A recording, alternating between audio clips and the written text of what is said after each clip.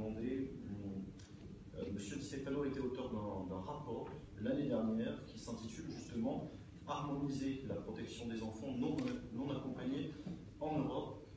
So I'd like to ask you what the result of your report is.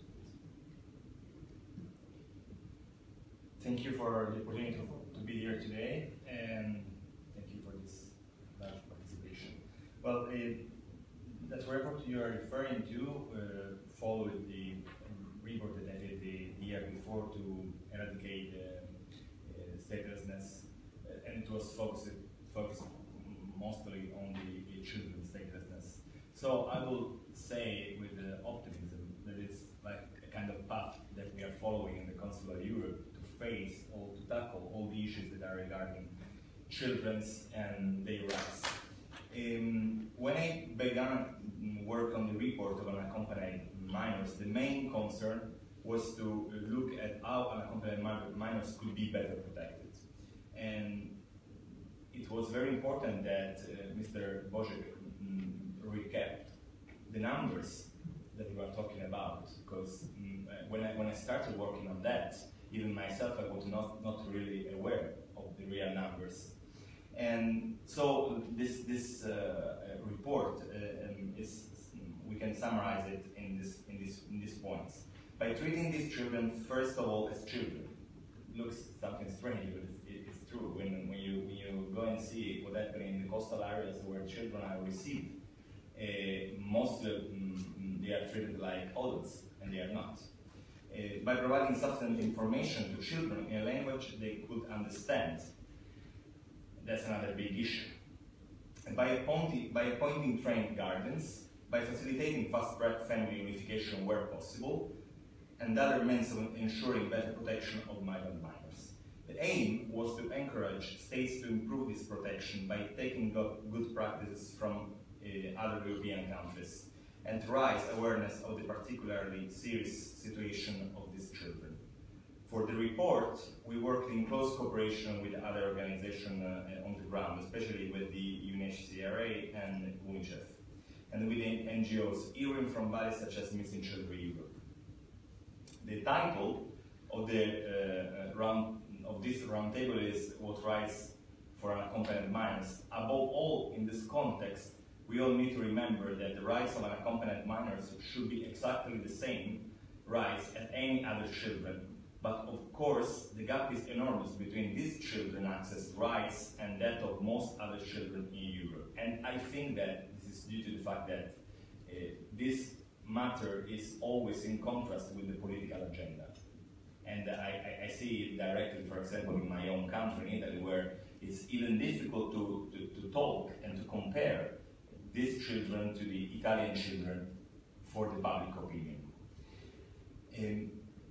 The papers that we sign, all the member states, are clear.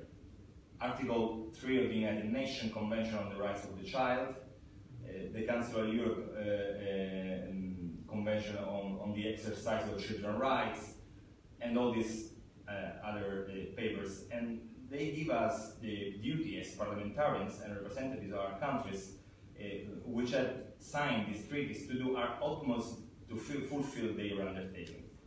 There are also action plans and guidelines to help us, and the Special Representative Action Plan for Migrant Children is one of the major tools for member states to use as a reference, and which they should support actively. In preparing my report, I realized that not only was there a huge gap between the situation of unaccompanied minors and the rights to which they should have access, but also that large numbers of unaccompanied children were disappearing from reception centers and during this asylum procedure all over Europe. The state of affairs was first revealed to the public at large in February last year by Europol, who declared that at least 10,000 migrant children were missing in Europe. And I don't have to tell you all the terrible situation where these children could be. Our committee invited Mr. Brian Donald, head of cabinet of Europol, to an exchange of views in Paris in September, where we were told that European police services did not deal with these minors as they were not criminals. So the report also explores the reason for the disappearance of these children and makes a recommendation aimed at reducing their numbers. In my research, I found that unaccompanied minors often go missing precisely because their protection is not sufficiently guaranteed.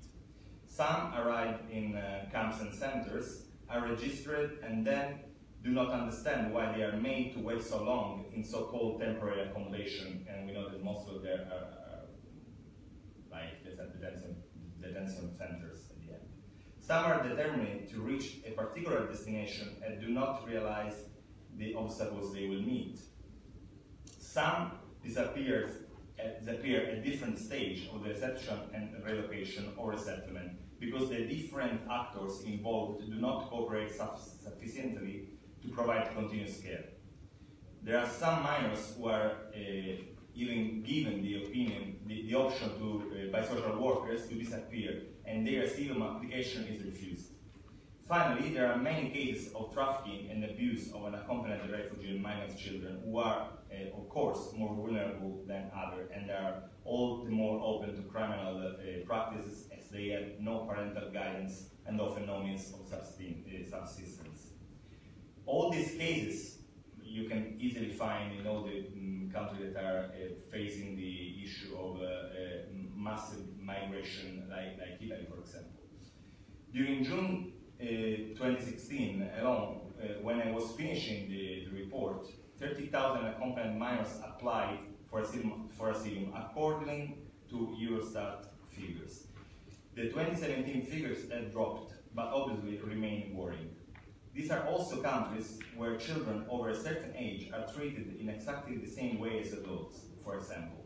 This is the case in Hungary, where under the new laws, boys over 14 are accommodated and treated as adults, on the pretext that may lie about their age anyway.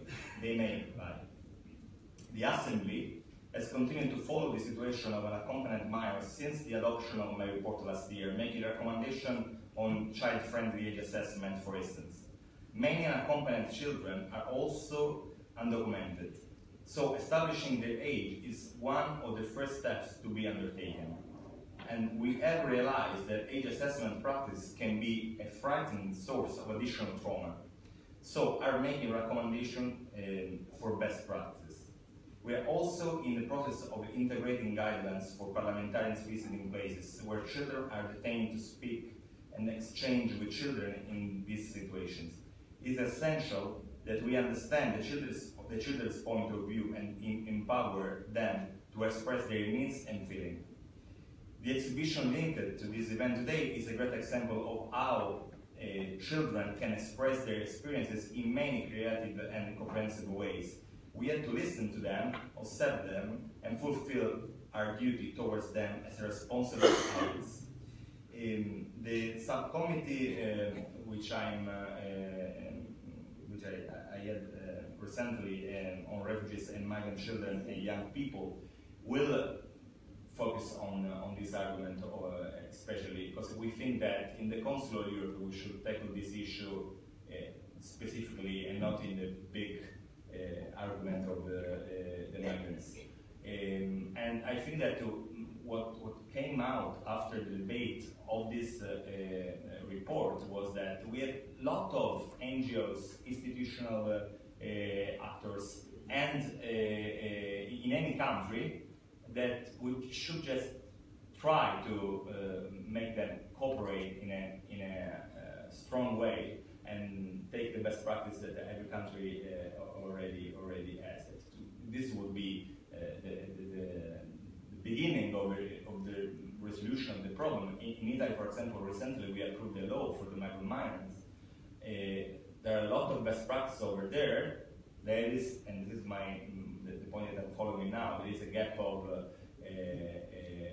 funds to implement everything that we need, but still the best practices are there. And I think that all the countries can go in the same direction if we all cooperate in that way.